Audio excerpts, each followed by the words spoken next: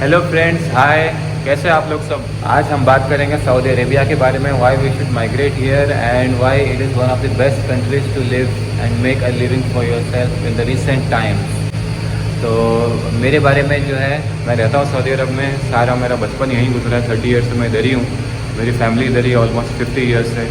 तो मैंने सोचा सऊदी अरेबिया के बारे में बताऊँ, जो भी आपके डाउट्स है, जो भी आपको पता करना है, जितना मेरा तजुर्बा है, जितनी मेरी नॉलेज है, इल्म है इधर के बारे में, मैं आपको ऑथेंटिक और सही चीज़ें बताऊँगा। जाके जैसे हालात बदल गए अभी सारे वर्ल्ड में, लोग माइग्रेट करना चाह रहे हैं। कोई कनाडा जा रहे हैं, कोई यूएस जा रहे हैं, कोई ऑस्ट्रेलिया जा रहे हैं, कोई यूके जाना चाह रहे हैं, कोई सऊदी भी आना चाह रहे हैं। तो अगर आप प्लान कर रहे हैं कि यूरोप में जाना या किसी और कंट्री में जाना, वहाँ पे बेनिफिट ये है कि आपको पीआर मिल जाएगी, आपको सिटीजनशिप मिल जाएगी, ये सारी फैसिलिटीज़ मिलेंगे आपको।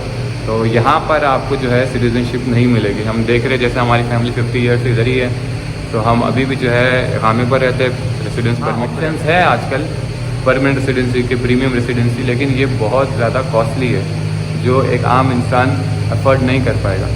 तो मेरे जैसे बहुत सारी फैमिलीज है यहाँ पे जो बहुत साल से है, तो पहले चाहिए होता है माइंड में कि यहाँ का टेंटेटिव कॉस्ट क्या है, अप्रॉक्सीमेट कितना खर्चा होगा और यहाँ के प्रोज और कॉन्स क्या है। तो एज पर माई असेसमेंट एनालिसिस, इस वक्त अभी भी पूरे वर्ल्ड में Saudi Arab is one of the best place to migrate, to work, to live and to save money and build your future.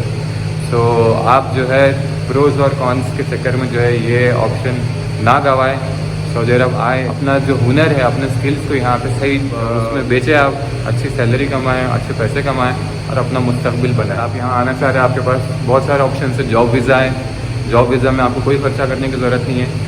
आप जो है इंटरव्यूज अटेंड करें अपने कंट्री से, साइट्स है बहुत सारे एजेंट्स हैं जो हायर करते हैं। अभी ऑनलाइन सिस्टम है सारा कुछ, तो आप अपना जॉब ऑफर अच्छे से रिव्यू करें, क्रॉस चेक करें, कंफर्म करें, ऑफिशियल गवर्नमेंट वेबसाइट से जो है कॉन्ट्रैक्ट बनवा के बेदार आ जाए। कोई खर्चा नहीं है, कंपनी आपका सारा खर्चा करेगी, आपको खामा बनाएगी, आपको मेडिकल इंश्योरेंस देगी, आपको सब सारी फैसिलिटीज़ देगी, एकोमोडेशन देगी, और जो आपको सिर्फ काम करना है। और फिर 1 मंथ आपकी सैलरी चालू हो जाएगी, आपकी सेविंग स्टार्ट हो जाएगी। और उसके बाद कॉस्ट ऑफ लिविंग के हिसाब से जो है वो मैं आपको बताऊंगा कितना कॉस्ट ऑफ लिविंग होता है, क्योंकि आजकल यहाँ पर भी रूल्स बदल गए, डिपेंडेंट फीस है, टैक्सेस बढ़ गया, वैट बढ़ गया, 15% वैट है हर चीज़ के ऊपर। तो उस हिसाब से आपको कितने तक सैलरी होनी चाहिए ताकि जो है आपका एक अच्छे से गुजारा हो सके, सेविंग भी हो सके, जो मकसद आपका है कि एक अच्छा फ्यूचर बनाना है वो भी पूरा हो सके। और दूसरा होता है आज़ाद वीज़ा, जिसमें जो है आपको तकरीबन 10 to 12,000 रियाल का खर्चा होगा। आप जो है एक डमी कफील के नाम पे आओगे और जो फिर जो है जॉब ढूंढोगे। ये कॉन्सेप्ट वैसे ख़त्म हो रहा है अभी यहाँ पे, लेकिन बहुत सारे लोग ऐसा भी करते हैं जो आगे अपने खुद के वीज़े पे फिर वो जॉब हंटिंग करेंगे, जॉब देखेंगे, फिर वहाँ पे जॉब भी करेंगे, और अगर उनको जॉब पसंद आ गई, सेट हो गया, फिर वो वहाँ पर ट्रांसफ़र दे देंगे, अपना तनाजुल, अरबी में हम कहते हैं तनाजुल। तो ये भी ऑप्शन है, इसमें आपको 10 to 12,000 का खर्चा हो जाएगा। लेकिन फिर आपको अगर अगले साल भी इसी कफील के साथ कंटिन्यू करना है तो फिर आपको अराउंड जो है तकरीबन उतना ही खर्चा आपको फिर रिन्यूअल में भी आएगा, या उससे थोड़ा बहुत कम, ये डिपेंड करता है कफील के ऊपर। ठीक है, उससे बेहतर ये है कि आप उससे पहले तनाजुल या ट्रांसफ़र ले लें, ताकि जो है आप सिक्योर हो जाए। तो इस सिस्टम में रिस्क ये है कि आप जो कफील सेलेक्ट करेंगे वो जेन्यून होना चाहिए, वो ट्रस्टवर्दी होना चाहिए, या आपके कोई यहाँ पे रिलेटिव्स है, डेफिनेटली वही जो है आपके लिए आज़ाद वीज़ा कर सकते हैं, और जो है उनके पास कोई भरोसेमंद का कफील है, तभी जो है आप इस ऑप्शन का अवेल कर सकते हैं। वरना फिर कफील के चक्कर में आप फंस जाएंगे, तो वो जो है उसमें बहुत सारे मतलब मसले मसाइल होंगे। आपको प्रोफेशन सही होना चाहिए, आपको प्रोफेशन में फैमिली स्टेटस होना चाहिए, फैमिली को बुला सके ऐसा कोई प्रोफेशन हो, मतलब बहुत सारे प्रॉब्लम में पड़ सकते हैं अगर कफील आपको सही नहीं मिला। और रही बात कॉस्ट ऑफ लिविंग की, अगर आप मेजर सिटीज़ में जाएँ, जिद्दा है, रियाद है, दम्माम है, यहाँ पर जो है रेंट और क्योंकि ये टूरिस्ट अट्रैक्शन प्लेसेस है टूरिज़म के लिए, तो यहाँ पर जो है कॉस्ट ऑफ लिविंग बहुत ज़्यादा होता है। यहाँ पर तकरीबन 2,000 रियाल 1,500 रियाल के आसपास आपको घर मिल जाएगा, डिपेंडिंग ऑन द हंटिंग, आप जिस हिसाब से घर ढूंढेंगे। अगर आप एवरेज बिल्डिंग में या थोड़ा आउटस्कर्ट्स पे घर ले रहे तो जो है आपको 1,500 में भी 3 BHK मिल सकता है। लेकिन अगर आप अच्छी सेंटर ऑफ द सिटी में, कोर मतलब बाज़ार में, सूक जो हम अरबिक में कहते हैं बाज़ार को सूक, वहाँ पर अगर आप ले रहे हैं सारे फैसिलिटीज़ आप करीब है, स्कूल के करीब है, इस हिसाब से फिर कॉस्ट बढ़ जाता है। 2,000 तो आपको मिनिमम चाहिए ही चाहिए। वैसे मेरा सारा टाइम मक्का रीजन में गुजरा है, जिद्दा मक्का रीजन में, लेकिन मैंने सारा सऊदी अरब घुमा हुआ है, तो मुझे तजुर्बा है हर शहर का। तो अगर आप दूसरे शहर में जाए तो वहाँ कम होता है, तकरीबन 1,500 में आपको ज़्यादा रूम के घर मिल जाएंगे, 1,400-1,500 के। या अगर आप छोटा घर ले रहे 2 BHK ऐसे, तो 1,000 या 1,100 के आसपास तो आपको मिल जाएगा। आप अगर राबिक, टुबल ऐसे जगहों पे मतलब और दूर के शहर में जा रहे हैं तो फिर जो है आपको 800 या 1000 तक तो आपको मिनिमम रखना ही होगा। फिर करंट की बिल जो है डिपेंडिंग ऑन द यूसेज होती है, मिनिमम आपको 200 तो आएगी। और जो है अप्लायंसेस और ये सब आप कम से कम कितना भी खर्चा करो। और समर में आपकी ज़्यादा आएगी अगर यहाँ पे जनरली गर्मी ज़्यादा होती है। अगर आप हिल स्टेशन ले लें तो वहाँ पर आपको ठंड होगी। ताइफ हो गया, अलबहा हो गया, ये अपना अबहा हो गया, हायल हो गया, ऐसे सर्दी वाले जगहों पर जो है आपको एसी की ज़रूरत नहीं पड़ेगी, लेकिन हीटर की पड़ेगी तो फिर उतना ही होगा आपका इलेक्ट्रिसिटी का खर्चा। कॉस्ट ऑफ लिविंग डिपेंड करता है आपके खाने पे। अगर आप ज़्यादा होटल में बाहर नहीं खा के सौदा लेके आके किफ़ायत से जो है आप खर्चा करके घर में कुकिंग करके आप एक फैमिली चला रहे हैं तो आपको 700 to 1000 रियाल इसमें लग जाएगा। तो ये जितने भी अमाउंट मैंने आपको सारे बताए हैं ये पर मंथ के हिसाब से, रेंट हो गया, सैलरी हो गई, हर चीज़, सारा एक्सपेंडिचर। और अगर आप यहाँ पे एज अ बैचलर रह रहे हैं इनिशियली, आपकी फैमिली नहीं है, तो ये सारा आपका जो है कॉस्ट ऑफ लिविंग चेंज हो जाएगा। यानी आप जहाँ पे 500 या 700 1000 रियाल खर्च कर रहे थे खाने पीने के लिए, कॉस्ट ऑफ लिविंग के लिए, वहाँ पर आप जो है इन अराउंड 200 रियाल में भी आपका जो है 200 में आपका अच्छा सा खाना पीना हो जाएगा। आप शेयरिंग में रहोगे, आपका अकोमोडेशन भी बहुत सस्ता हो जाएगा 500 के आसपास।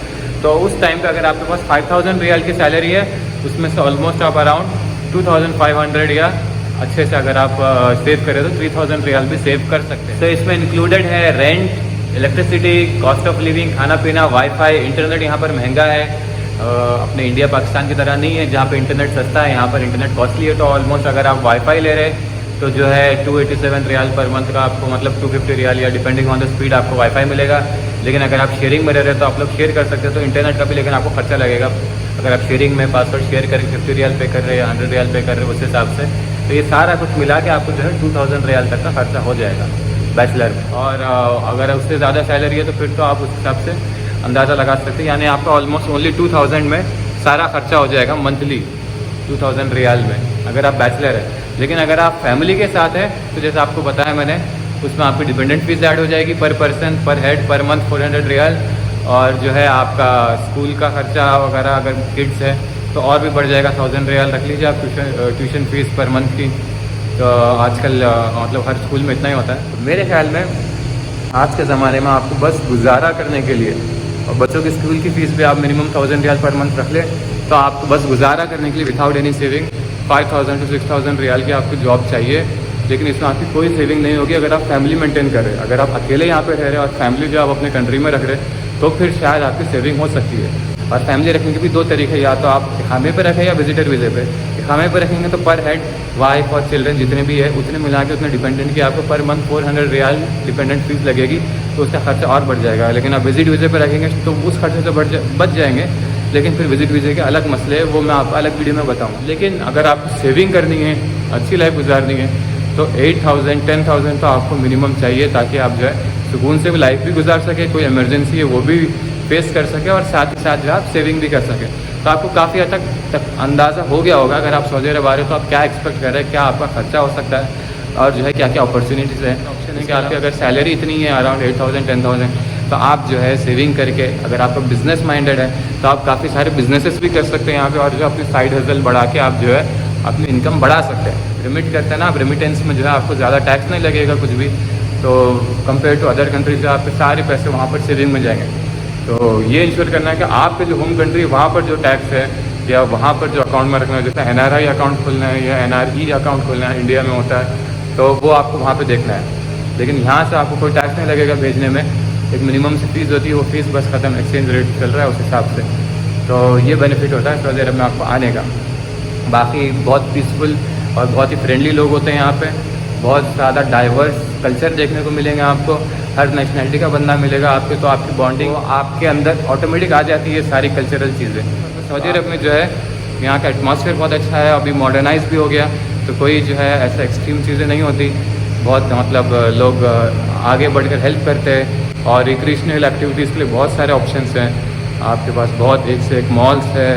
अभी आजकल तो एंटरटेनमेंट की चीज़ भी खुल गई है मेजर शहरों में, और थिएटर वगैरह भी, अगर आप शौक है मूवीज़ देखने का, या अगर आप सी साइड चले जाएँ जिद्दा या दम्माम साइड, तो आप जो है समंदर के साइड जा सकते हैं, एंजॉय कर सकते हैं, फैमिली के साथ टाइम स्पेंड कर सकते हैं। सो बहुत सारे ऑप्शंस हैं। लेकिन आप मुझे स्पेसिफिक कमेंट्स में बताएं। अगर आपको मेरा वीडियो पसंद आया तो आप लाइक शेयर सब्सक्राइब करें, कमेंट करें, ताकि मैं और वीडियोस बना सकूं और अपना जितना नॉलेज है और तजुर्बा है वो आप लोग तक पहुंचा सकूं, ताकि आप अपने फ्यूचर को लेकर सही डिसीजन कर सकें।